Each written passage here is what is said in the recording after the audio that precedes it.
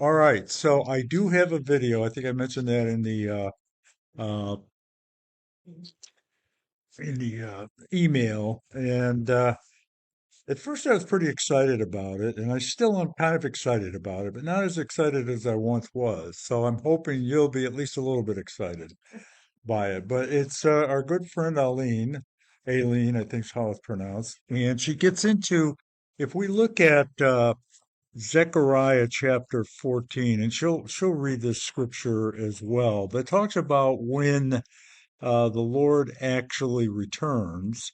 And I'm in chapter 14 and verse 3. I'll skip over the first couple because she'll elaborate it. But it says, the Lord will go out and fight against those nations as he fights on the day of battle. And then it goes on to say, on that day, the day that he returns, his feet will stand on the Mount of Olives, east of Jerusalem, and the Mount of Olives will be split in two from east to west, forming a great valley, with half the mountain moving north and half moving to the south. And it's been rumored for a long time that there are cracks forming there, and the stage is being set. And I think that what she talks about is kind of interesting. Now, obviously, it would not be difficult for Jesus just to do that when he stands on the Mount of Olives to make it split in two. But there are some geological things going on that I think are kind of interesting. And I heard about there being a fault line running right through it. pardon me? A fault line running right through it, no matter how. Half of the mountain will move to the north and the other half to the south. You will flee through my valley between the mountains, because Here's this our valley will reach as far as Azal. Yes, you will flee just as you fled from the earthquake in the days of Uzzias, king of Judah.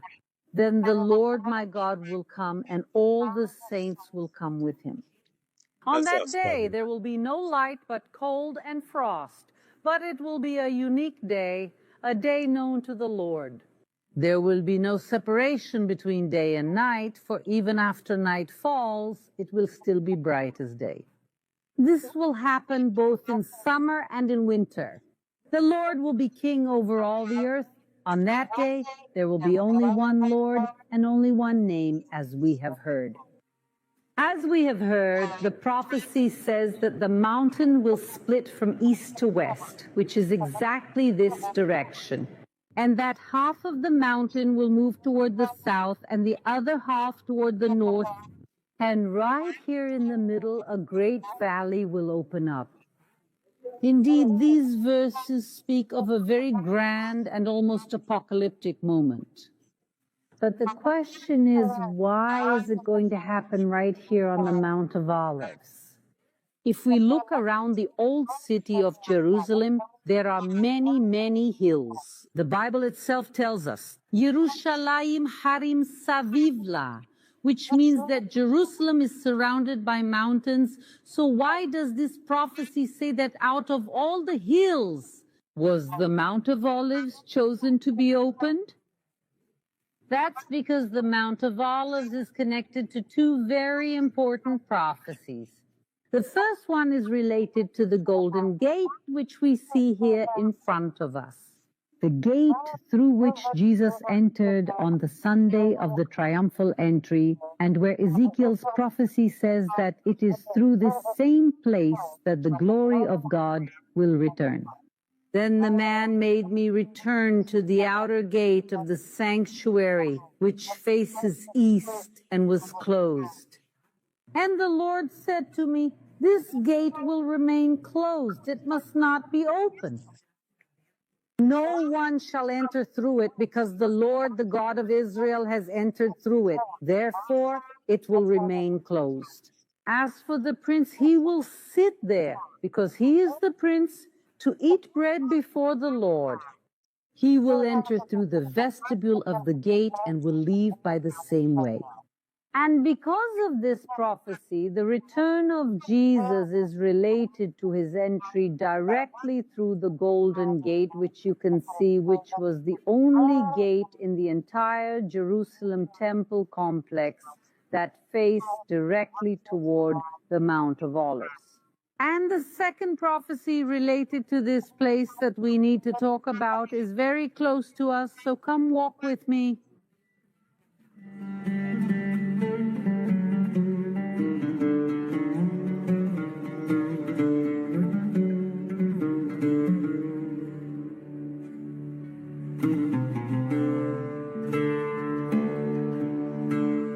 As you saw, we took a walk that wasn't very long from the viewpoint to here, and we've already arrived at one of the most important places on the Mount of Olives. Come and see. This is the Chapel of the Ascension, the place from where Jesus ascended to heaven 40 days after the resurrection. And this is a tradition that has existed since the first Christians of the Holy Land, long before the construction of this chapel. We have records of a Christian pilgrim named Egeria who visited this place in 384, and she describes how the place was open and barren in her time. But yes, it was a place of celebration and praise to Jesus and his ascension. And not long after that, a Christian woman named Poimenia helped build the first church at this site, a Byzantine church. And the remains of that church can still be seen here to this day. But the most important part of this complex is, without a doubt, its central area, which in the original construction was open to the sky. And of course, the place of Jesus' ascension makes a lot of sense to be really open, but nowadays it is closed.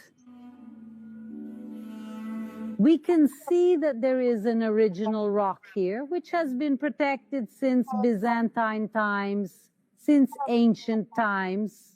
We can clearly see that it is part of this hill, this open summit that Egeria also tells us about. And tradition says that it is exactly this place from where Jesus ascended to heaven. The question is, what does all this have to do with future prophecies? And for that, we need to read the book of Acts.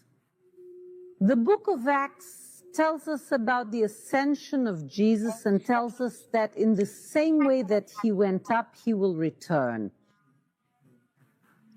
And they kept their eyes fixed on the sky as he went up. Suddenly, two men dressed in white appeared before them and said, "Galileans, why are you looking at the sky? This same Jesus who has been taken from you into heaven will come back in the same way you saw him go."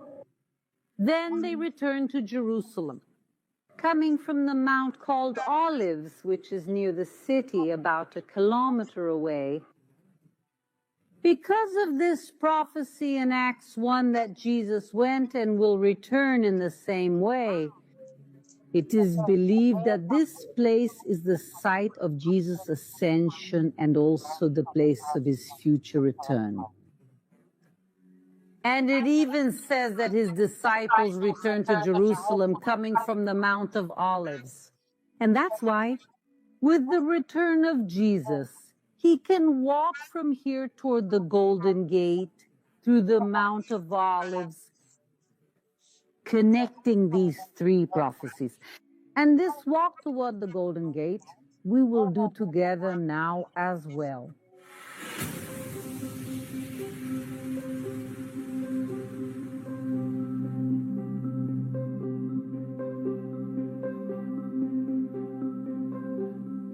The view from here is truly breathtaking. It's something spectacular, and we can also see the path we are going to take. We are going to start our descent toward the Golden Gate here, and during our way down, we will look for the famous cracks that are so talked about on the internet, the physical evidence of whether or not the Mount of Olives is opening.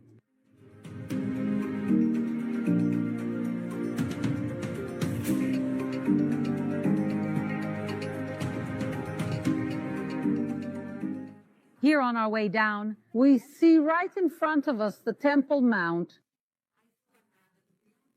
the exact place where the first and second temples of Jerusalem stood, and where nowadays the Golden Dome stands. One of the most important places in the world, according to the Bible. However, unfortunately, a place that nowadays has restricted access for both Jews and Christians. But for now, we keep walking toward the Golden Gate.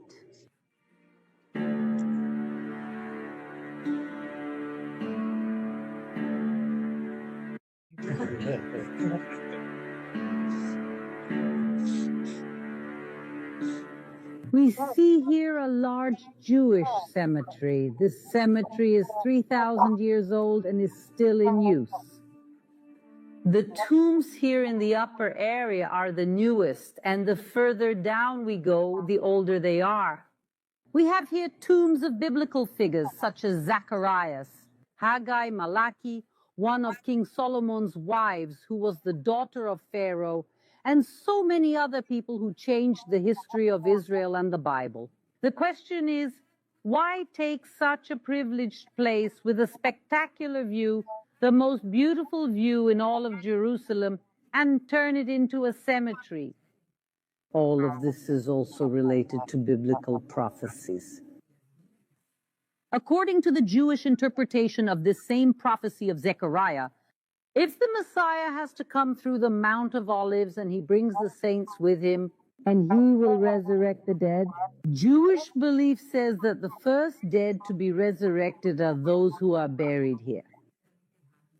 And that's why many thousands of people are buried here, waiting for this day to come.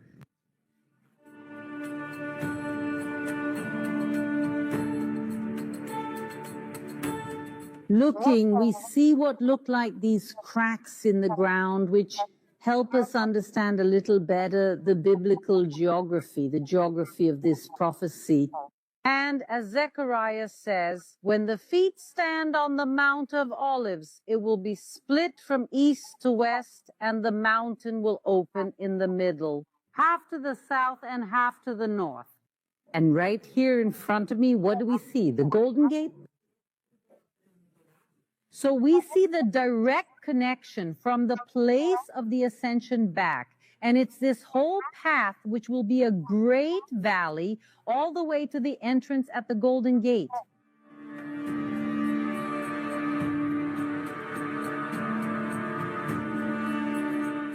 The prophecy is very clear about the fact that the Mount of Olives will literally split.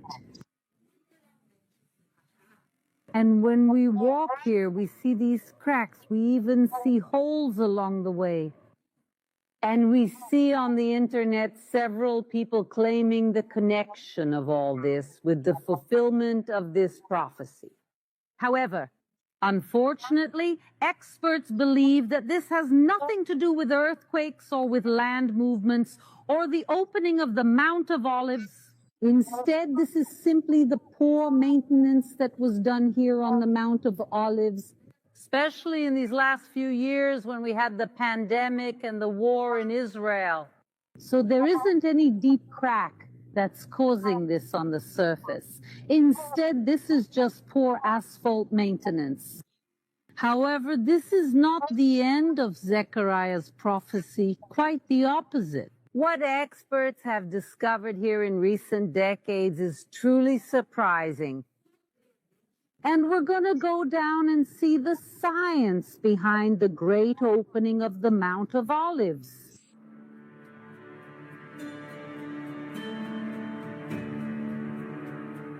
The main theory that talks about the opening of the Mount of Olives says that this will happen through a great earthquake, and not an opening over time through small cracks.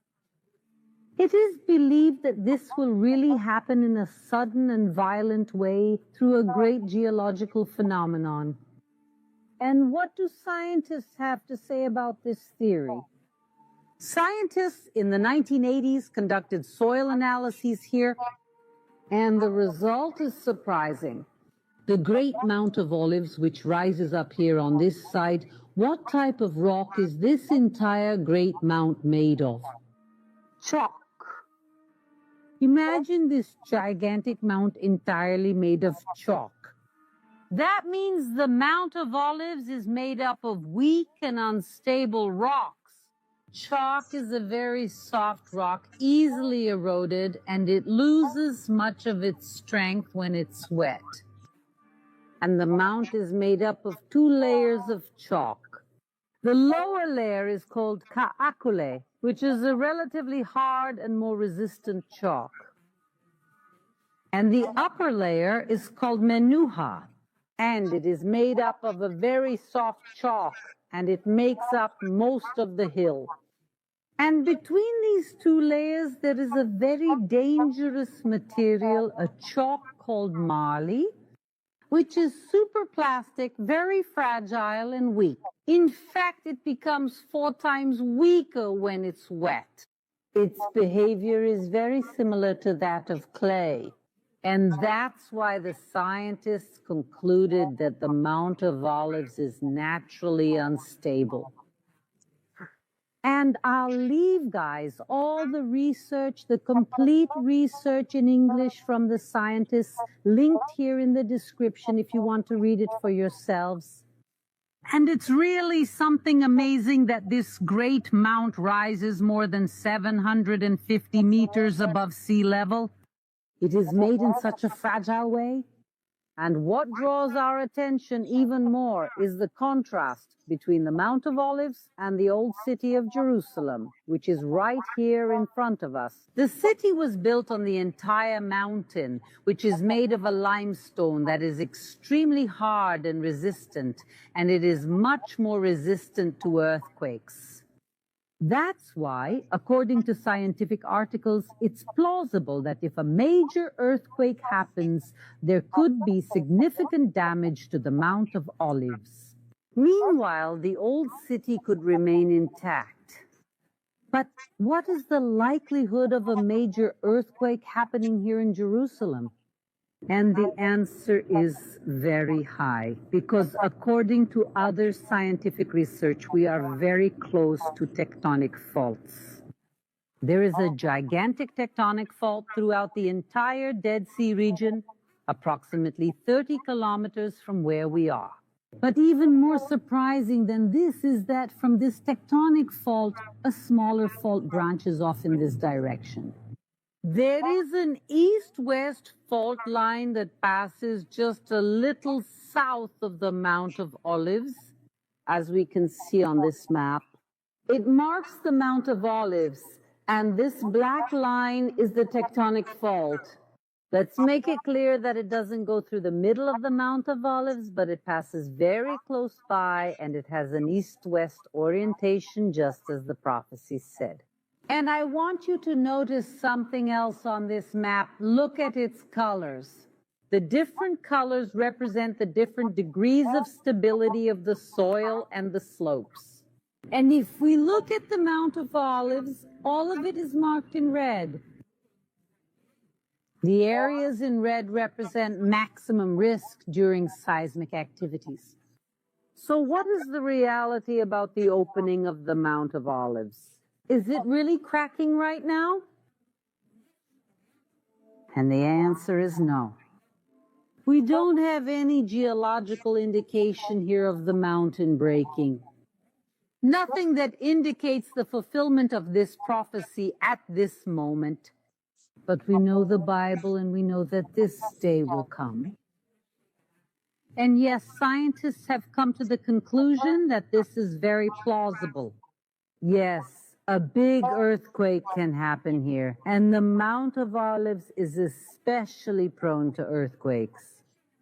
And in the case that there is an earthquake, it could split, but not the old city. And so we really see how the Bible tells us about the future of this place. And who knows, maybe one day in the future, I can come here and show you this new valley that will open in this place and the reopening of the Golden Gate.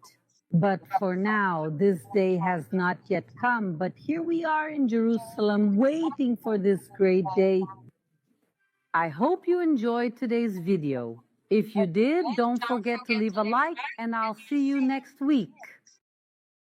All right. Let's see what you think. That's pretty interesting, huh? Yeah.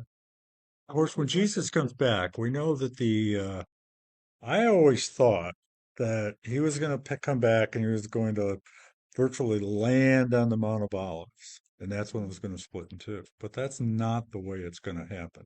He's actually going to come back.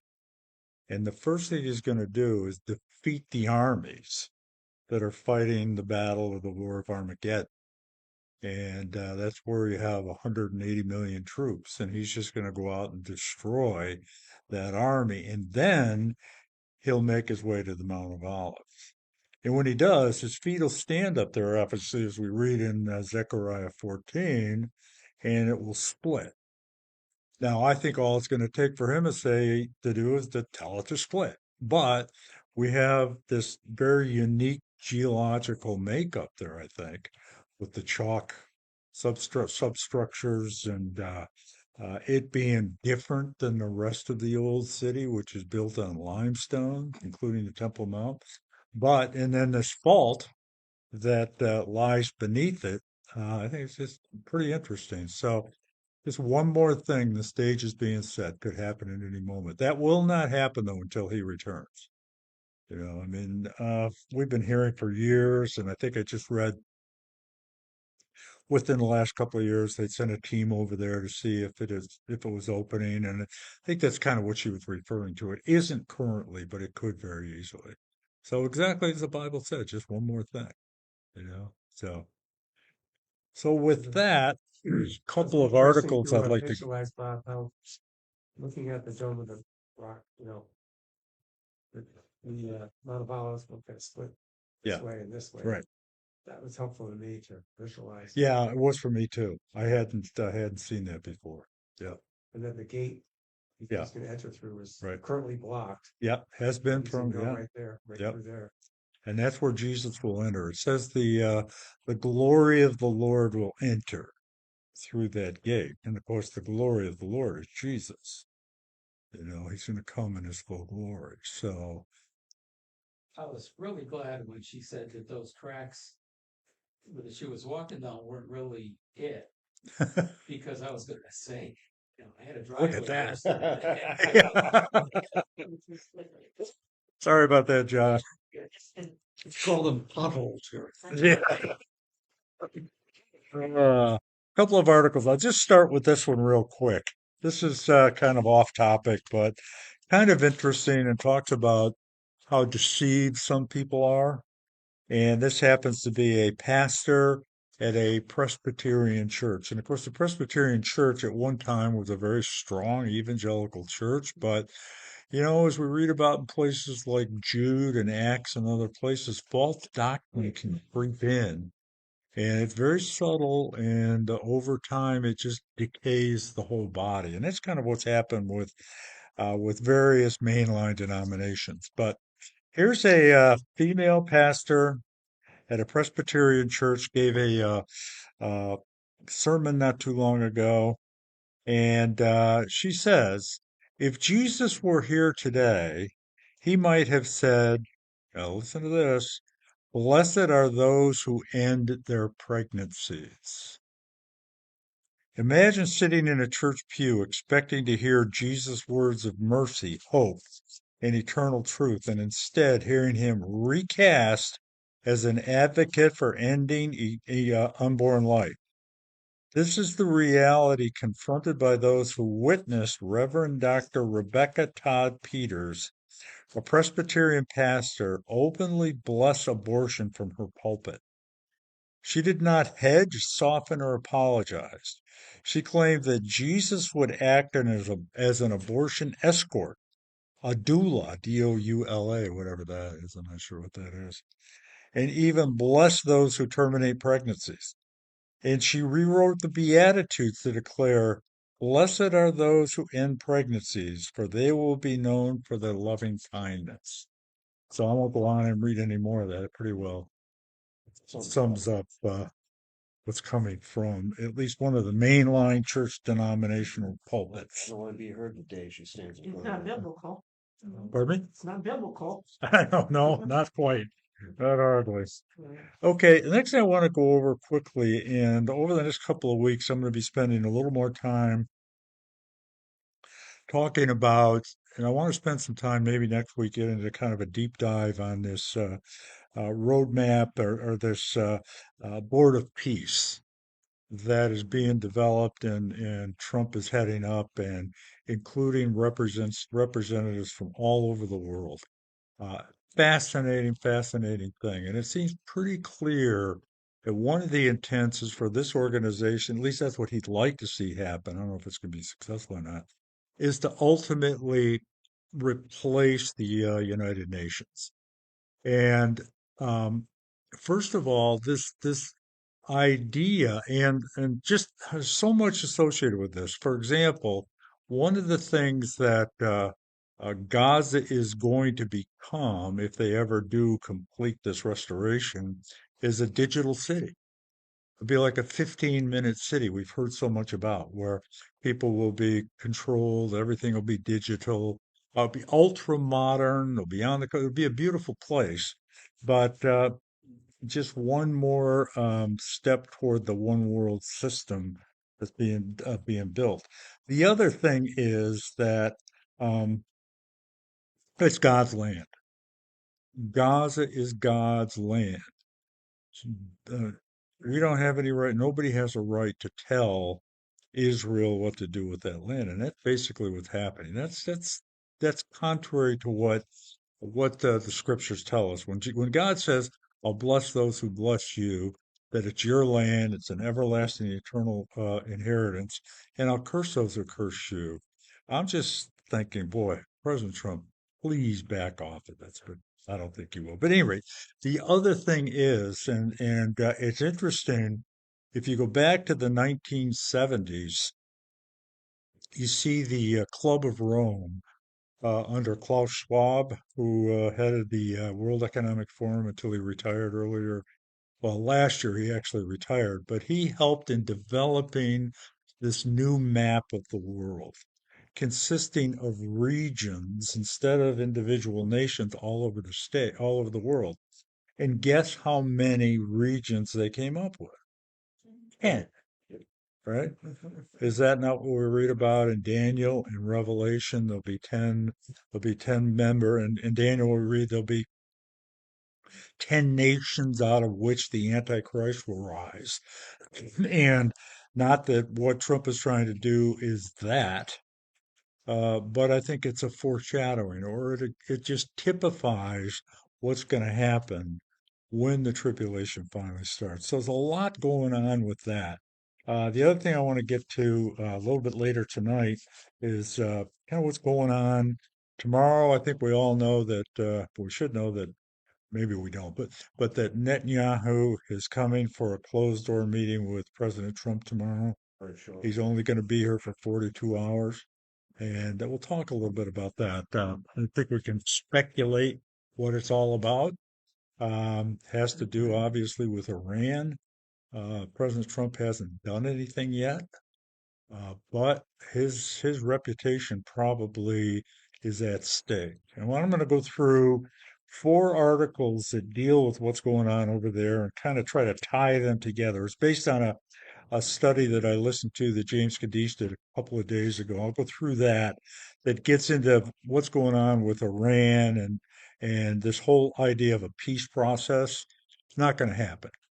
You know, what's being developed now and I like what President Trump is doing. I like most of what he's doing, but don't be saying that you've established peace for the first time in 3,000 years. Hasn't happened. It's not going to happen until the Prince of Peace comes back. That's when peace will be established in the Middle East. But a little bit more of that later on. So I want to get into that next week. And there's a lot to be talked about in terms of AI that's going on. There's a lot to be talked. There's just so much. It's kind of difficult to uh, stay focused on any one thing. It's just like, man, I want to talk about this, but I also want to talk about this. But you know, we just have to kind of pick and choose. So we'll get more into AI. But what I wanted to talk about, and we talked a little bit about this the last time, And that's what's going on with all of these uh, um, with all the protests that are happening in the United States, happening around the world. And what we need to understand is that these are all organized by Marxist, communist, socialist groups. They're organized. They're all different groups behind these things. And the reason why I think it's important to understand that is that we have to understand that there is a major global move to create a one world system, a one world government. And the one thing that's really holding that back right now is the United States. And if you ever look at uh, rules for radicals, Saul Alinsky's rules for radicals, and different strategies, the Galilean dialectic, and different things that these groups put together, what they try to do is create division. Because as even Jesus says, a kingdom divided cannot stand, right? And so we see all this division being created among everything else, and the purpose is clear. It's not because they're upset about Alex Preddy or Good or anybody else. They are. I mean, those were very tragic events, but that's not what it's about. It's about subversion. It's about bringing this country down. And so here's an article just to kind of put it in perspective as to what's really behind all of this. It's important because this one world system, we had Klaus Schwab who came out at sometime before he retired. He said he thought the perfect model for this new system was communist China. So that's what they want. They want a communist, socialist, Marxist state where the elites, certain people, have all the control, and we, the people are just there for their benefit and to do what they tell us to do. That's why we see the explosion of the implementation of digital currency and digital IDs, all these other things. It's all about control, facial recognition, eye scans, fingerprints. Yeah, we went through the airport and giving your fingerprints here and your facial scans there, and man, there is nothing about us that's not in a database somewhere.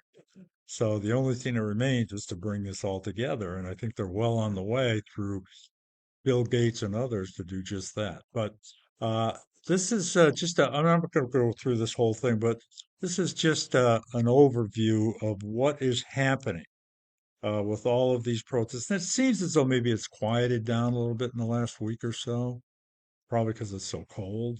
Thankfully, it didn't happen during the summer. Would have been a lot worse. But at any rate, socialist groups chant "Killer Christie," Christie Nome, while escalating nationwide anti-ICE protests. You have Christie Nome and Tom Homan and others that have to live secluded. They don't even dare live with their families while they're in office. They're in unknown places because of the threats that are against them. It's just absolutely horrible. But here's the key. Socialist and communist protest groups ramped up their coordinated demonstrations in blue cities Thursday, escalating their anti-government messaging. That's key. I mean, it's socialist, it's communist, and you'll see Marxist throughout these articles, ramping up their coordinated demonstrations. So it's all coordinates, all these different groups that are coming together, and there's many of them. I'm reading a book right now by Peter Schweitzer. Anybody familiar with him? He just wrote a book, The Planned Coup, I think it is, and I'm about halfway through it. Pardon me? The Invisible Coup. Have you got it? No. Yeah. Yeah, I'm about halfway through it, but he does a lot of research, and this whole book deals with the immigration issue primarily and how it's all orchestrated and how all this communist and Mexican or Marxist and Mexico is a big, Mexico, they want their people to come in here. And it was great when they were coming in and nobody was checking them.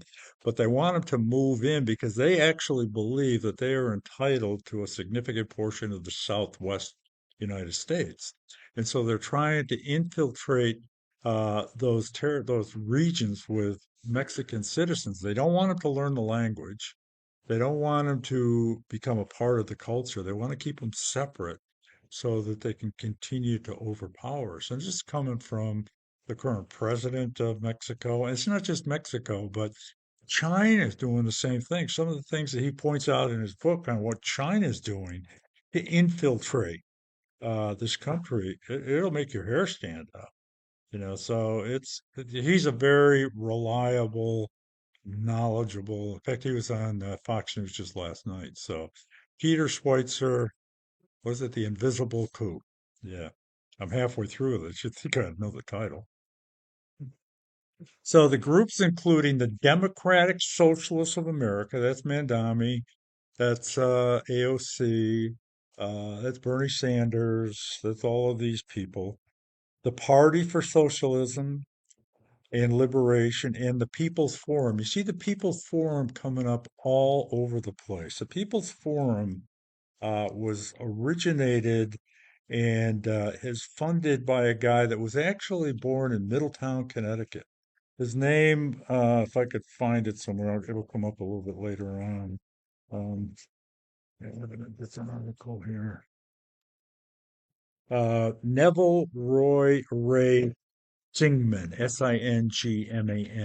He was a very, very wealthy guy. He actually gave up his citizenship and moved to communist China. He's a communist Chinese operative, if you will. And he's the one that's funding and has together this thing called the People's Forum, which is a huge organization. It has its main facilities in New York City, but they're the ones that will primarily organize all these different protests and things. And a very communist and socialist Marxist orientation. So you had the People's Forum rallied their members in New York City, Chicago, and elsewhere, while the Freedom Road Socialist Organization, a self described communist group, activated its members in cities from New Orleans to Minneapolis. The mobilization spawned demonstrations in multiple other cities, including Burlington, Vermont, Philadelphia, San Francisco, Seattle, Atlanta, Washington. These are the ones that are stirring the hatred against ICE and Border Patrol um, officers. They're creating this to try to just completely upend anything. And then, of course, we have many on the left that are actually calling for the abolition of ICE. And you see what they're doing and all the really bad people that they've arrested. It's just like propaganda. Propaganda is such a huge issue right now. And it reminds me that I was listening to James last week on a separate video he did, and he was talking about the fact that we are at war, and it's a spiritual war. He equates what's going on in the world today to the same level of spiritual warfare that occurred during the time when Jesus was crucified. And when he was born, and Herod sent out the troops to try to kill all the young boys in the time of Haman. This is serious spiritual warfare. And particularly when you think about, and we'll talk a little bit more about this hopefully tonight, talk more about Israel and what's going on there with the anti Semitism and so forth. It's satanic. It's absolutely satanic. There's no other explanation for all of this activity we're seeing other than demonic activity. Other groups closely aligned with the Democratic Party, and that doesn't mean that there aren't some bad actors on the right too. I'm not saying that the Republicans are perfect or the conservatives are perfect. You got these alt-right guys and different people that uh, kind of lean a little bit toward the Marxism that is so prevalent anymore. Other groups closely aligned with the Democratic Party, including Indivisible, in 50501 supported anti-ICE protests around the nation. By late Thursday, the Council on American Islamic Relations, CARE, which it's a Muslim, it's funded by the Muslim Brotherhood. It's see what we see as well. We talked about this before. Is this red-green alliance? You got the communists, the socialists, the Marxists teaming up with the Muslims, all with the intent of bringing down this country. And you can see what's going on in Europe. 30 million Muslims have migrated into Europe now. Europe's dead. Great Britain's dead. There's no hope. They have been overrun with all of their uh, woke policies over the years that have just brought destruction on them. And that's the same thing that's happening here. But the other thing that I find very um, amazing about this red green alliance is both groups absolutely despise Israel. That's the one thing that they have in common, which again lines up with everything that we've been talking about over the years. Extremism experts are warning that the highly coordinated and choreographed demonstrations risk inciting violence against law enforcement. It may be designed to manufacture the appearance of widespread chaos. The more chaos they can create, the better off they are. At least they think they are, while advancing a coherent ideological agenda that exploits domestic flashpoints to, here's the key, destabilize the country. Now, maybe this isn't going to happen right away, but we know what the Bible says. There is going to be a one world system. So eventually, whether it's movements like this coalescing with all the other global nations out there, whether it happens that way through the UN or the Board of Peace or whatever it might be, it is going to happen. It is going to be a one world system. And we know from Ezekiel that the United States is not going to play a role. Now, what that means, we don't know. I suspect there's many threats against this country that could bring us down. Economic, cyber, who knows? Things that could potentially Do you happen. think the one world government will occur before the rapture or after the rapture? I think we're going to see it continue to form, but I think it's after the rapture. It seems to be that it's going to have to it's going to take some time for those 10 nations to come together.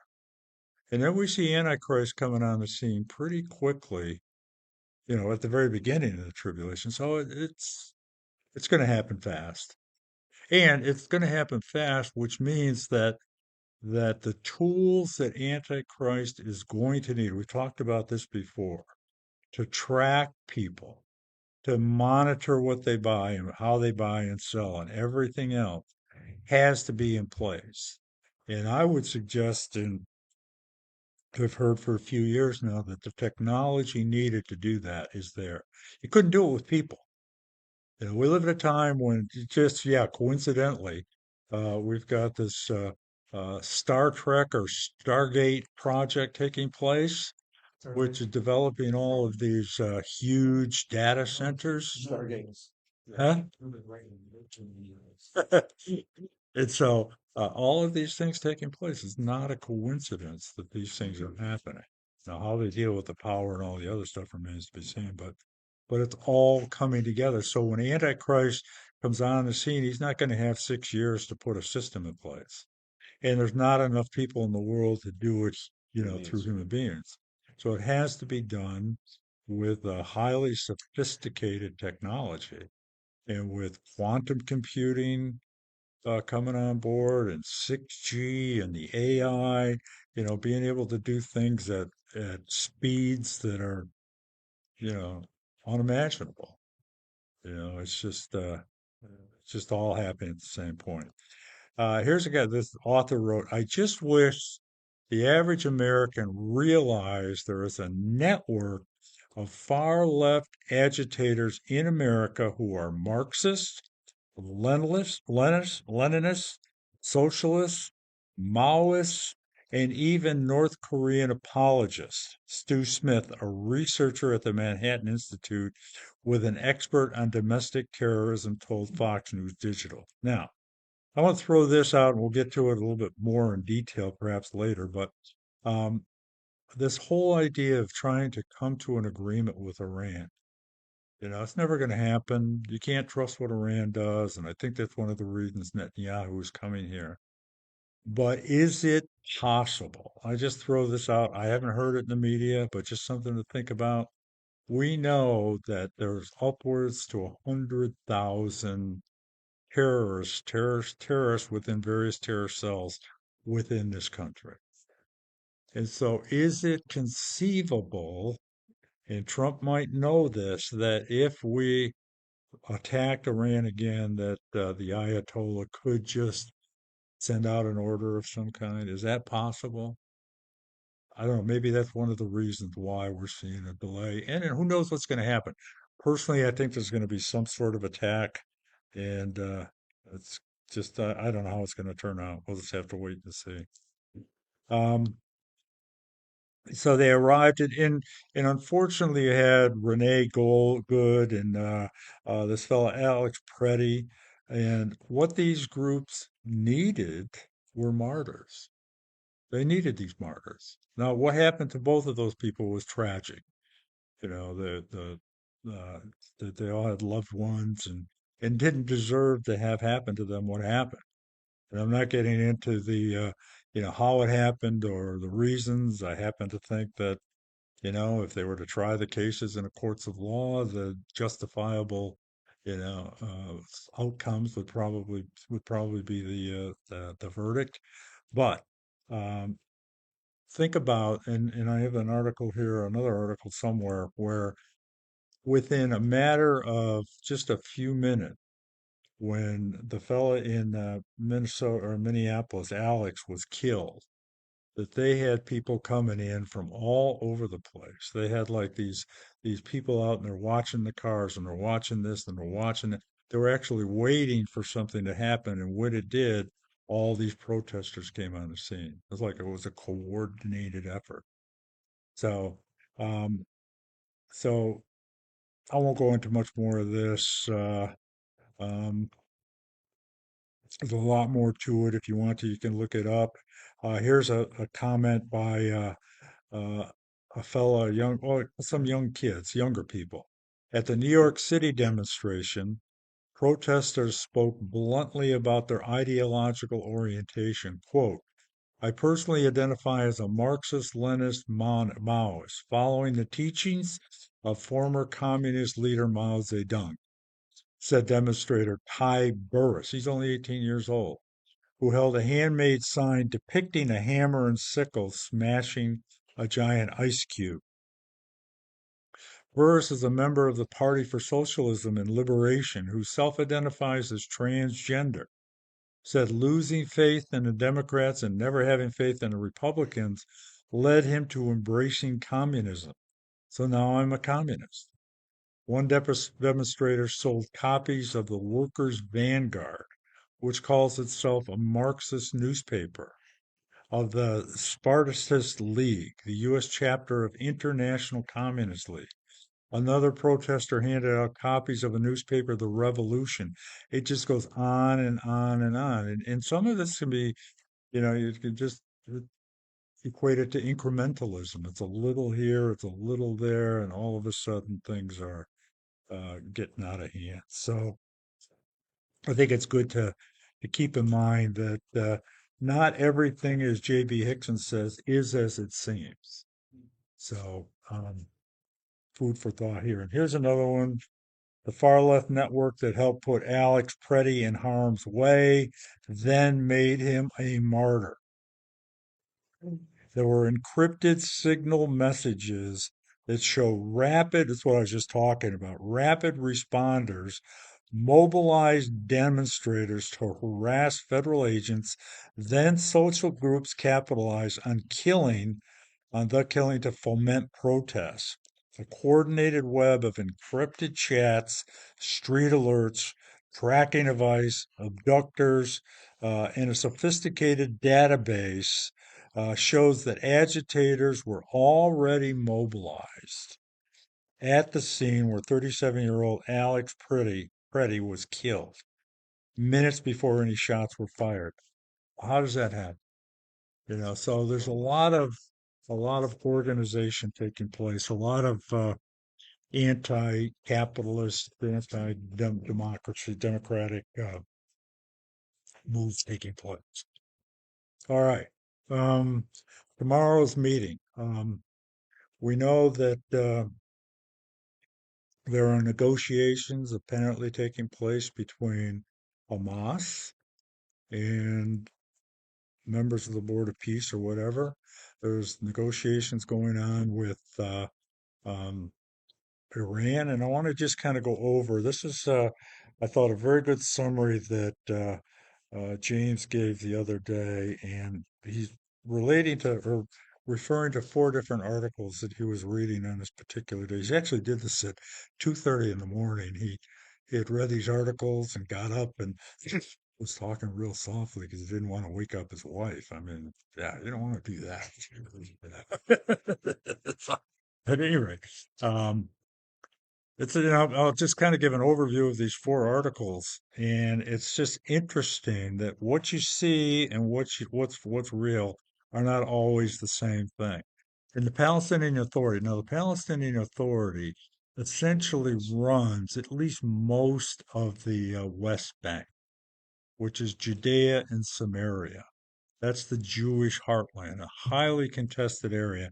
And there are probably as many terrorists in the Palestinian Authority, the West Bank, as there were in Gaza, but they just haven't been activated. But you've heard about the pay for slay program that they have.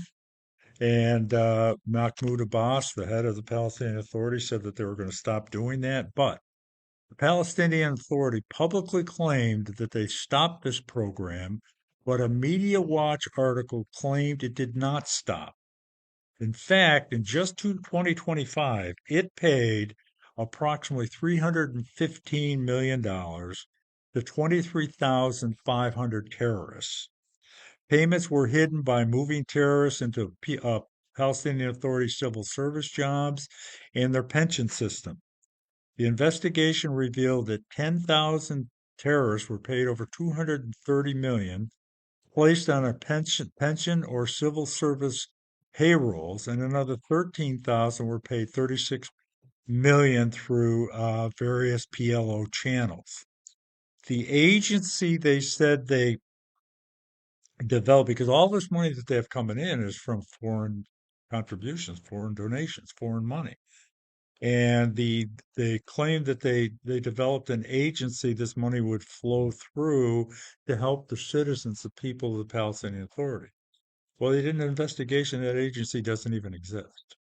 So they're taking, again, the money that was given to help the citizens and using it for terrorism. Mahmoud Abbas was quoted as saying, the prisoners, those that have been arrested for terrorism, and martyrs are more precious than all of us. So that's still the mindset. And I think I read last year sometime an article that confirmed that the majority of people in the Palestinian Authority do not want a two-state solution. They want a one-state solution. So the idea that that's ever going to happen is really um, not going to happen. So that's really the gist of one article. Another article he referred to claims that Israel's cabinet recently met and expanded control in Judea and Samaria. Basically, what happens is that anytime Israel tries to build a neighborhood or an apartment complex, they get all kinds of international uh, scorn and retribution, gets Europe all worked up, and it's occupied territory. They have no right doing that. It is occupied, but it's not occupied by Israel. It's occupied by the Palestinians for the most part. So at any rate, they met, and they have another article. I don't know if I read it a couple weeks ago or not, but it has to do with the fact that Netanyahu is basically of the mindset that they have to go it on their own. They have to go it alone. They're going to start, most of the munitions that they that they use are imported or they purchase from other countries, particularly the United States. But they know that I think he senses there's coming a time when he's not even going to be able to rely on the United States. So they're going to start developing their own munitions factories and building their own weapons.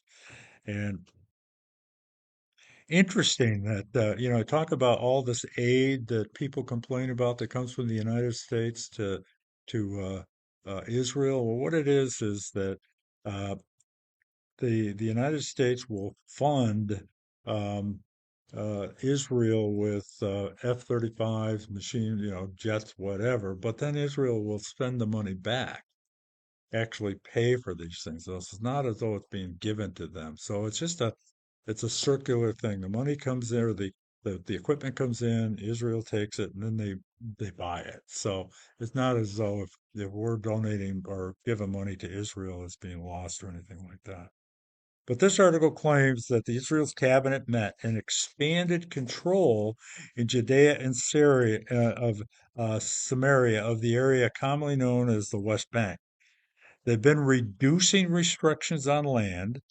Among other provisions, they have placed authority. They even took authority for Rachel's tomb, which had been under uh, Arab territory, Jordanian territory for many years, which really upset Jordan and the Palestinian Authority. Why it upset Jordan, I don't know. But the cabinet stated, here's what the cabinet did by doing that this will effectively kill a Palestinian state that will threaten Israel. So we can push for a Palestinian state, but here's what we're doing. It's just one thing about the Jewish people of Israel. They can anticipate what's coming. They know they're going to be alone, and they know that they're going to be under more and more pressure to to allow for this two-state solution. And I think even to the point where our president is doing a good job, but he's really, really in cahoots with Qatar, Saudi Arabia, the Emirates, all the Abraham Accord nations. A lot of money, and it's followed the money that is coming into this country because of the relations he's built with those nations, and they're all in support of a two-state solution. So I fear that the pressure on him. If you think about satisfying this Arab network versus supporting Israel, which way are you going to go? Unless you're a believer, but something to think about. So the cabinet stated that this move will effectively kill a Palestinian state. Israel is telling the world there will never be a two-state solution. We're not hearing about the two-state solution right now because there's really more focus on Gaza. So that's kind of taken the focus off that. The third story centers around Iran's refusal to stop enriching uranium. So there are four provisions that are needed in these discussions with Iran that they have to do. One is to stop enriching uranium. They've come out and said in no uncertain terms, we're never going to do that. We have the right to enrich uranium. We're going to continue to do that. So Iran's foreign minister said they would never stop enriching uranium. The article also claims the United States and Iran have been meeting on the subject, but the meetings have not been going well. Trump stated that the talks have gone well, but the consequences would be severe if they're not successful. So there's a lot of moving parts. Of course, we all know that there's a huge arsenal, and I don't know if I still have that picture or not. You've probably all seen it on the news uh, of what we have over there right now. It's more going over there. The aircraft carrier group with 5 destroyers at the last I read. What? Aircraft carrier with 5 destroyers. Last I Right. read. Yeah. I'm going to just show that map if I could find it, but So I make 2 or 3 carriers over there now. Really? Well, the Lincoln's there. Oh, yeah. So if another one just showed up, another 5, that's 2. But I thought there was another one that was on its way. Wow. Maybe that's the one that was on its way. Bear with me. Oh, I think there's another one coming from So that would the make Asian three. area, just recently I've heard. Then that I would make three. recognize the name if I heard it, but I can't think of it. It was an odd name. It was a name I'd heard of many times, but I hadn't heard of it discussed Right. in the context of Iran. Right. Well, I can't find it right off the top of my. So, but anyway, it's exactly what these guys are talking about. It's a map that shows where all of the ships are in the Middle East. So, and we do have a huge arsenal over there. It's not just the ships, but there's aircraft carrier, there's B-51s and whatever jets, all kinds of things ready for some kind of attack. Now, you have to ask yourself, what kind of attack? You got the Ayatollah is holed up in a bunker somewhere. I don't think they can get to him. So what is it that they're going to try to do? And this meeting tomorrow between Trump and Netanyahu obviously has to do with whatever it is going to do. And I know that Netanyahu is over here for the purpose of telling or trying to convince Trump that there has to be red lines that they don't cross, including this enrichment of uranium. You can't have some JPOCA type agreement where they're allowed to enrich, under the guise of it being for power generation, that sort of thing. So, They don't have a single one over there. yeah. So Iran's foreign minister said that they would never stop enriching uranium. The article claims that, I talked about this. The fourth article deals with Hamas. Now, not that Hamas has, their teeth are that sharp right now, but they're still there. And Mahalil, I think his name, I may be mispronouncing it, the current leader has come out and completely rejected this peace proposal. And he says they will never agree to a two-state solution because doing so would require that they acknowledge the existence of Israel, which they'll never do. There's so much hatred there. So why are these critically important articles? For number one, the first thing is that terrorism is not in any way being restrained in that region.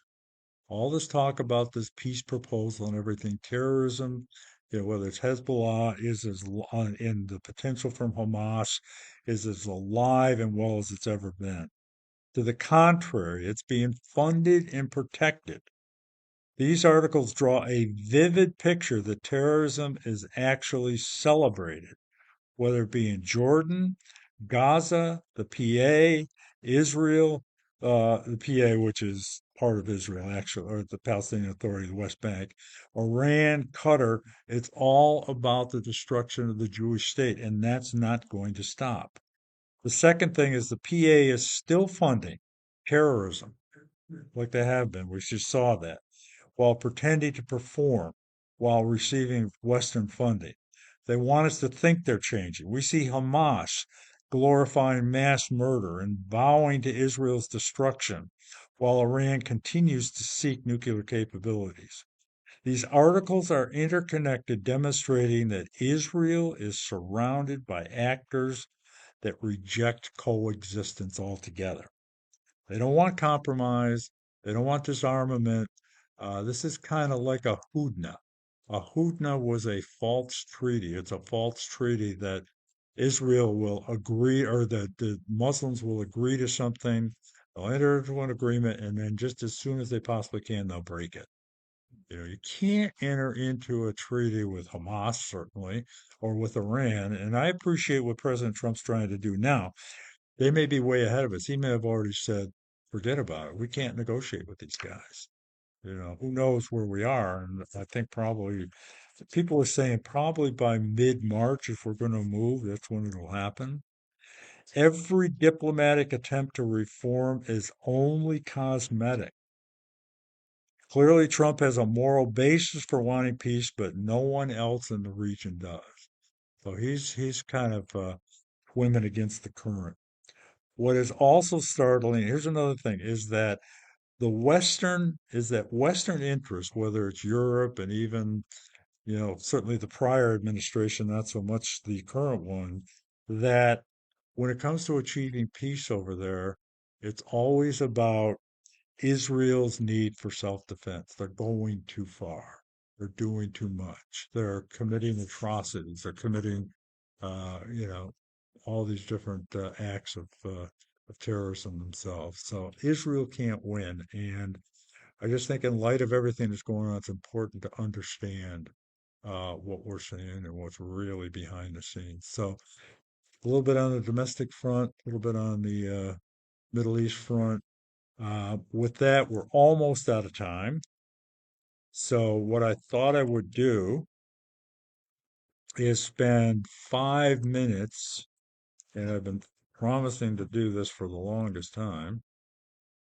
I want to go through this study real quick on basically Israel. I've done kind of a deep dive on replacement theology, which we'll get to next week, because that's such an egregious, horrible mindset.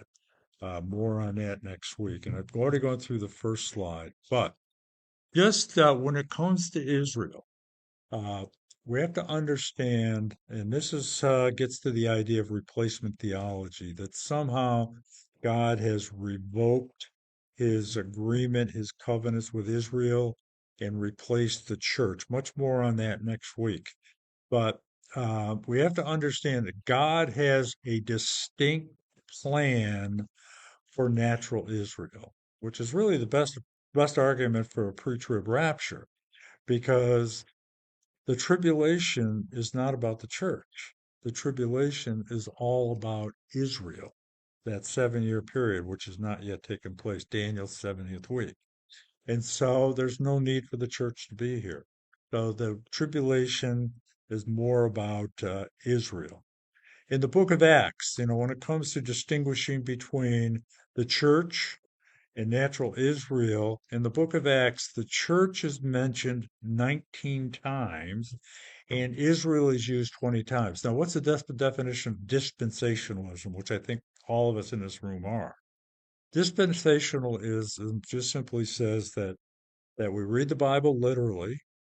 We don't allegorize, we don't spiritualize, we take the plain meaning and take it no further. We read it, okay, that's what it means. Now, some things may require some interpretation, but we read it literally. We understand that God has a distinct plan for natural Israel, for the Jewish people, and a distinct plan for the church, both of which come together at the cross. And so we have that, and they all happen within a particular time frame. Everything happens. Right now, we're in a dispensation, which is a period of time. We're in the church age, and the church age began at Pentecost. It'll end at the rapture when the church is removed to allow God to then focus his attention on Israel, which would be that final dispensation, which is the tribulation through the millennial kingdom and so forth. So it distinguishes, if God was finished with Israel, he wouldn't have distinguished between the church and Israel as he does in the books of Acts. They're never used interchangeably. And this will get a little clearer when we get more into replacement theology. He's going to put Israel, he's going to place them in a period of tribulation at the end of the age, at which time he's going to purge, bless, restore Israel, and he's going to return, as we've already seen, to the Mount of Olives in Jerusalem. So during the tribulation, at the very end of the tribulation, so the tribulation begins when Israel enters into a peace treaty of some kind with the Antichrist. They're going to think, as we read about in First Thessalonians, that they are in peace and safety. And then sudden destruction is going to come upon them, because through the first 3.5 years of this treaty, they're going to virtually look at Antichrist as their Messiah. Then, at the midpoint of the tribulation, is when the abomination of desolation comes in, and Antichrist is going to enter into the rebuilt temple and sit in the Holy of Holies and expect to be worshipped as always God. That's when Israel will realize that he wasn't their Messiah after all. And then during that last 3.5 tribulation, often referred to as the Great Tribulation, That's when 2/3 of the Jews will be killed. That's when things get really bad for Israel, and it all culminates with Armageddon and the return of Christ. And it's at the very end. Remember, Jesus said that I will not come back until you call upon me, you, Israel. And when does that happen? It happens at the end of the tribulation, when Israel is just up against their total destruction. That's when somebody will say, or they'll say, maybe he was our Messiah after all. Remember, Messiah, he's Messiah for Israel. He's Israel's Messiah. So that's when they'll call upon him, and that's when he'll return. The tribulation's not for the church. The first 69 weeks, as we read in Daniel chapter 9, are about Daniel, about his people, Israel, and their holy city, Jerusalem. So the first 69 weeks is all about Israel, and so that final 70th week, 7-year period, also is about Israel. And so God really, and this will finish it up tonight, has to give Israel a second chance to receive their Messiah. Now, we get into replacement theology. I've got 3 or 4 slides on that because something like, and I've mentioned this before, 80% of churches today espouse replacement theology. It's horrible. And what they have to do is to spiritualize. But we're going to see that God's not finished with Israel by any stretch of the imagination. And we're going to see that loud and clear. And I'll show you a couple of scriptures that the people that believe in replacement theology uh, rely upon. And what they tend to do is to take certain scriptures out of context and try to apply them to the in a much more broad and grander scale. So more about that next week. This will be our slide to begin next week. Again, we said that God's not finished, and I want to talk about Zionism. That's another, just like dispensationalism. Zionism is a dirty word.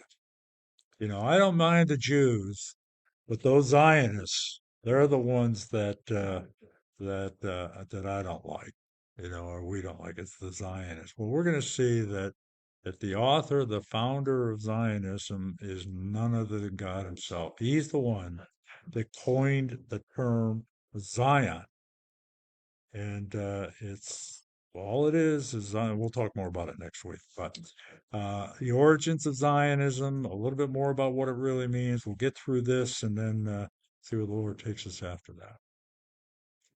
Questions, comments, concerns? Ezekiel 38 or comes in regard. I mean, it's got to be. You think it's right after the rapture, or the tribulation starts? There's different views on that, Mark. There's some that think it's pre-rapture. Uh, some that think it's after the rapture. I have certain problems with it being after the rapture, not the least of which is the 7 years to burn the weapons. I don't think that. Israel peace, so it's theoretically right before the tribulation. Right. Yeah, that's. But they're going to be in peace and safety. So if it were to happen after the rapture, uh, it would seem it would have to be after the midpoint of the tribulation.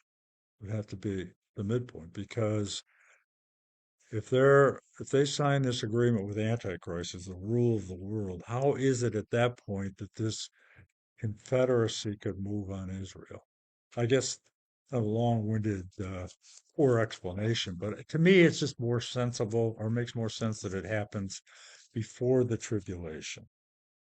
Whether it happens before the rapture or not, I don't know, but I'm telling you, the stage is being set. And with what's going on with Iran right now, there's nothing that says Iran has to be a powerhouse. They're just going to go along with Russia and Turkey. And we don't hear much about Turkey in the news, but they're making huge strides in Syria. Turkey wants to take over Syria and then ultimately take back. See, Erdogan thinks that he is here to restore the Ottoman Empire, which is what Turkey controlled up to World War One, and Ottomans, Turkey, well, basically the same. And of course, part of the Ottoman Empire was Jerusalem, it's Israel. So all of this is just shaping up, you know. The one key, as you mentioned, is that Israel has to think at least or believe that they are living in peace and safety, security, um, which means almost like things are couldn't be better. Well, I don't see that on the immediate horizon. So the part of me that things could happen and change very quickly, but there's a part of me that thinks that the Ezekiel war could be a ways off. Who knows? You know, sure. That does Israel, they're gonna think the Antichrist is their Messiah, They will think that. but will he be Jewish? No, he will not. Or don't they waiting for a Jewish Messiah? That's a good point. I hadn't thought about that, but I don't think he necessarily has. Well, that's a very good point. A very good. I have to think about that a little bit. He's definitely not going to be Jewish because they're not going to have you know, a Jewish The rest of the world ain't gonna antichrist. follow a Jew. Yeah. Pardon? The rest of the world will not follow a Jew. Think about it. But that, Well, no, Russia, Iran, China, they're all hating Israel as much as they hate us. right, So, and the Jewish people. yeah, but the Jewish people are gonna be, No, but think this the is Antichrist is the Messiah. correct. Yeah, they're going to look upon Antichrist as almost, let's say, almost their Messiah or their Messiah, because he's the one that's going to enter into this agreement and guarantee them peace and security. And the building of the temple. Yeah. The key is the building of the temple. I was thinking that nothing will stop him from becoming a Jew, convert, right, to be seen. Because, yeah, he's a great deceiver. That's a The good Bible point. says he's gonna come Yeah. out of the Roman Empire. The old, Yeah. so he's gonna come out of that. So it's not out of a Middle East country, so. But we know that he's already come. Well, Jesus is coming, but not the Antichrist. No, I mean, we know that Jesus is the Messiah. Right. Yes. Right. They don't. No, Though we you have to know that. understand that the majority of the Jews have not accepted him as the No, Messiah. I know. Right. So that's the They key think he to was a prophet. yeah, that's the key to the tribulation. So Muslims think Jesus was a prophet too. They do? Mm. Muslims have four great prophets: Abraham, Moses, Jesus, and then Muhammad. They think Muhammad's the greatest. That's what the name of all under I think Jesus is the great, and it's not just a prophet, but the Son of God. right. Well, we gotta go. So, Father, we just thank you, Lord, and I thank you for these discussions and conversations because none of us know all the details, and uh, I'm not sure that we can know all the details. In fact, I know we can't know all the details. What we do know is that the end of the book has been written, the end of the story. We're going to be victorious. You're going to be victorious, and Lord, everything centers upon you, Lord Jesus. That without you, none of this makes a bit of difference, and that again, as we've said so many times, it's because of what you've done for us, taking our sins upon yourself, that anything matters. And we just put our full faith and trust in you. I pray for everyone here, Lord, and those online, and just ask that you bring us back next week. And we ask all these things in the name of our wonderful Savior, Jesus Christ. Amen.